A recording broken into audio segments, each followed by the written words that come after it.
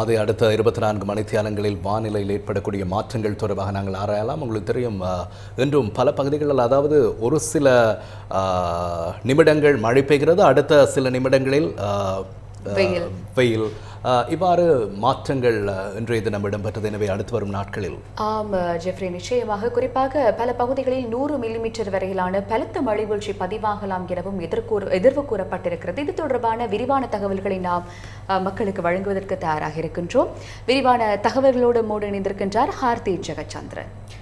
Mathivathani, Jeffrey, நீங்கள் கூறியதை போன்று கொழும்பு உள்ளிட்ட பல பகுதிகளில் இடைக்கிடையே மழை பெய்து வருகின்றது. முக்கியமாக மேல் மற்றும் சப்ரகமுக மாகாணங்களிலும், காலி, மாத்தறை, கண்டி மற்றும் நுவரெலியா ஆகிய மாவட்டங்களிலும் 100 மில்லிமீட்டர் வரை பலத்த மழை பெய்வதற்கான சாத்தியம் உள்ளதாக வளிமண்டலவியல் திணைக்களம் தெரிவித்துள்ளது. முக்கியமாக மத்திய மலைநாட்டின் மேற்கு சரிவுகளிலும், வடக்கு வடமத்திய மாகாணங்களிலும், ஹம்பாந்தோட்டை மற்றும் திருகோணமலை ஆகிய மாவட்டங்களிலும் அவ்வப்போது காற்றின் வேகம் மணித்தியாலத்திற்கு 40 தொடக்கம் 50 கிலோமீட்டர் வரை அதிகரிக்கலாம் என வளிமண்டலவியல் திணைக்களம் இன்று மாலை எதிர்வு கூறியது.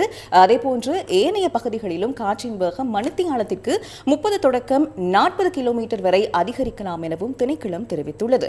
இடியுடன் கூடிய மழை பெய்யும் சந்தர்ப்பங்களில் வீசக்கூடிய கடும் காற்று மற்றும் மின்னல் தாக்கங்களினால் ஏற்படக்கூடிய பாதிப்புகளை தவிர்த்துக் கொள்வதற்காக விழிப்புடன் செயற்படுமாறு பொதுமக்களை வளிமண்டலவியல் திணைக்களம் கேட்டுக் கொண்டுள்ளது.